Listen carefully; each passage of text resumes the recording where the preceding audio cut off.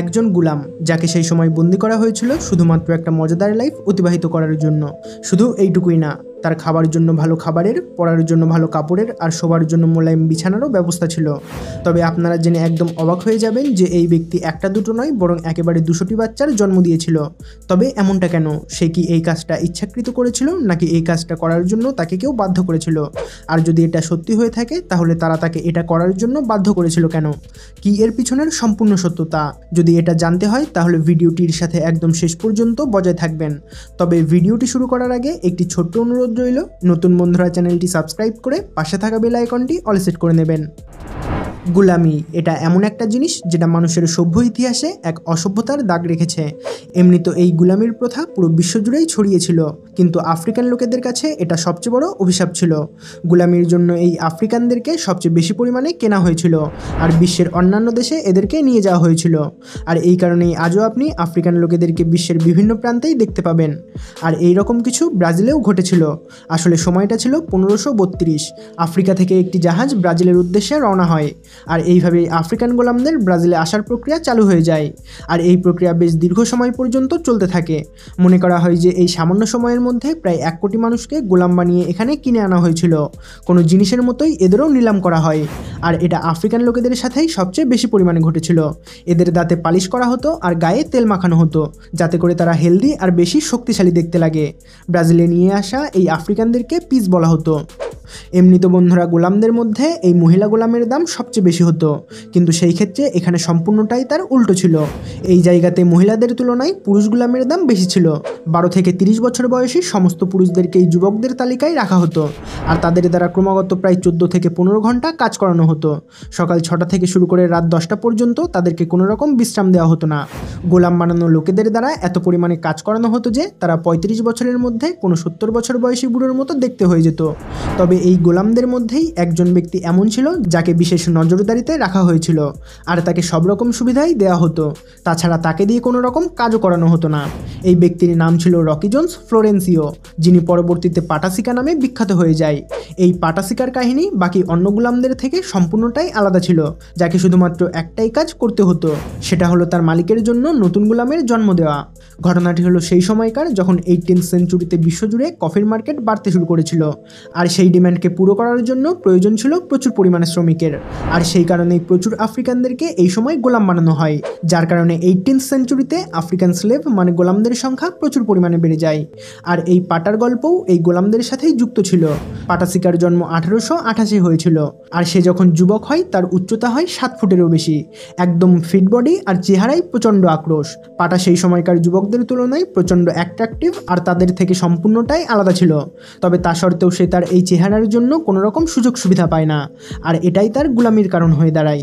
Sao polo নামের এক জমিদার Brazil থেকে সামান্য কিছু টাকার বিনিময়ে পাটাকে কিনে আনে। পাটার কদকাঠি আর চেহারা দেখে জমিদার প্রচণ্ড খুশি হয়। আসলে পাটার হাতগুলো প্রচণ্ড লম্বা আর পাতলা ছিল। আসলে সেই সময়কার লোকেদের মধ্যে এটা মান্যতা ছিল যে যে সমস্ত পুরুষের হাত লম্বা আর পাতলা তাদের থেকে শুধুমাত্র পুত্র সন্তানেরই জন্ম হবে। আর জমিদারের সেই খুশির কারণ এটাই ছিল, জমিদার চাইছিল যে পাটা যাতে তার জন্য নতুন গোলামের জন্ম দেয়, মানে যাতে করে পাটা মহিলাদের সাথে প্রচুর পরিমাণে ফিজিক্যাল রিলেশন তৈরি করে আর যাতে তার বাগানের জন্য নতুন গোলাম দিতে পারে। জমিদার পাটাকে শুধুমাত্র 2টি কাজ করার আদেশ দেয়, 1 মহিলাদের সাথে ফিজিক্যাল হয়ে সন্তানের জন্ম দেওয়া আর 2 তার ঘোড়াদের দেখাশোনা করা। বলা হয় যে সেই সময় পাটাকে একদিনে প্রচুর মহিলার সাথে ফিজিক্যাল হওয়ার জন্য বাধ্য করা হতো আর এই মহিলাদের সাথে ফিজিক্যাল হয়ে পাটা তার জমিদারের জন্য প্রায় 200টিরও বেশি সন্তানের জন্ম দিয়েছিল। এই বাচ্চাদের মধ্যে কিছুদেরকে জমিদার নিলাম করে দিয়েছিল, তো আর কিছুদেরকে তার বাগানে কাজ করার জন্য রেখে দিয়েছিল। পাটাসিকার প্রতিদিনই চেক আপ করানো হতো আর তাকে ভালো মন্দ খাবারও খাওয়ানো হতো আর একদম কোনো পশুর মতো করেই তাকে ফিডারের রূপে কাজে লাগানো হয়েছিল। পাটাসিকা নিজের পুরো লাইফে যে কত মহিলার সাথে ফিজিক্যাল রিলেশন তৈরি করেছে তার কোনো সঠিক ধারণা আজ পর্যন্ত পাওয়া যায়নি, কিন্তু আন্দাজ এর সংখ্যা প্রায় 1000-এরও উপরে হতে পারে। 1888-তে ব্রাজিলে এই দাসপ্রথার শেষ হয় আর পাটা তার এই গুলামি জীবনের থেকে মুক্তি পায়। পাটা তার নতুন জীবনের শুরু করে, আর সে নতুন করে একটা বিয়েও করে, আর যার থেকে সে 9টি বাচ্চার জন্ম দিয়েছিল। জমিদারের কাছ থেকে তারা যে জমি পেয়েছিল তার থেকে সে তার সংসার চালাতো। শেষমেশ 1958-তে 130 বছর বয়সে পাটাশিকার মৃত্যু হয়ে যায়। তবে তার ফ্যামিলি আজও পাটাশিকার লেগেসিকে বাঁচিয়ে রেখেছে। পাটাশিকার মৃত্যুর আজ 65 বছর পরেও তারা তাদের বংশধরদের আজও খুঁজে বেড়াচ্ছে। একটা অনুমান হিসেবে স্যান্টা ইউরেক্সিয়া জেলার প্রায় 30% পপুলেশন পাটাশিকার বংশধরদের নিয়েই ভর্তি। বন্ধুরা, পাটাশিকার মতোই একটি গল্প এই রেনটিরও, যে পাটাশিকার মতোই হাট্টাগোট্টা আর উঁচু লম্বা ছিল। তার মালিক তাকে ভার্জিনিয়ার একটি জায়গা থেকে কিনে এনেছিল, আর তাকে বাচ্চা তৈরি করার কাজে লাগিয়ে দিয়েছিল, যাতে করে প্রচুর পরিমাণে নতুন গোলাম তৈরি হতে পারে। মনে করা হয় যে রেনটি তার পুরো জীবনে 100টিরও বেশি বাচ্চার জন্ম দিয়েছিল, কিন্তু তা সত্ত্বেও রেনটিকে প্রচুর অপমানের শিকার হতে হতো, আর তাকে তার বাচ্চাদের সাথেও দেখা করতে দেওয়া হতো না, আর তার চোখের সামনেই তার বাচ্চাদেরকে গোলামির জন্য নিলাম করে দেওয়া হতো। আফ্রিকান লোকেদের সাথে এই রকম ঘটে যাওয়া প্রচুর কাহিনী রয়েছে। এই রকমই একটি কাহিনী রয়েছে হেনরিয়েটা ল্যাক্সের, যিনি একজন কালো বর্ণের মহিলা ছিলেন, যার 1951-তে সার্ভাইভিয়াল ক্যান্সার ধরা পড়েছিল। আর যখন সে হসপিটালে চেক আপ করাতে যায়, তখন তার থেকে বা তার পরিবারের কাছ থেকে কিছু না শুনেই তার টিউমারের কিছু স্যাম্পেল নিয়ে নেওয়া হয়েছিল। এই রকমটা করা হয়েছিল শুধুমাত্র হেলা সেলস বানানোর জন্য, আর এই হেলা সেলসই পোলিও ভ্যাকসিন বানাতে সাহায্য করেছিল। তবে তার এই সহযোগিতার জন্য তাকে কোনো রকম ক্রেডিট বা কোনো কম্পেনসেশন দেওয়া হয়নি। বলা হয় যে আফ্রিকা থেকে এই গোলাম পাঠানোর বিজনেস 17th সেঞ্চুরিতে প্রচুর পরিমাণে বেড়ে গিয়েছিল, আর এই জন্যই বিজনেসম্যানরা জাঙ্গিবারে থাকতে শুরু করে। সোহেলি তটে বিজনেসের জন্য এই জাঙ্গিবার আইল্যান্ডের ইম্পর্টেন্স বেশ খানিকটা বেড়ে গিয়েছিল। এই কারণে এই জিনিসপত্র ইম্পোর্ট এক্সপোর্টের পরে এই জায়গা গোলাম এক্সপোর্টের জন্য সবচেয়ে বড় কেন্দ্র হয়ে দাঁড়ায়। তবে সেই সময় এখান থেকে কত সংখ্যায় গোলামদের এক্সপোর্ট করা হয়েছিল তার সঠিক ধারণা আজ পর্যন্ত পাওয়া যায়নি।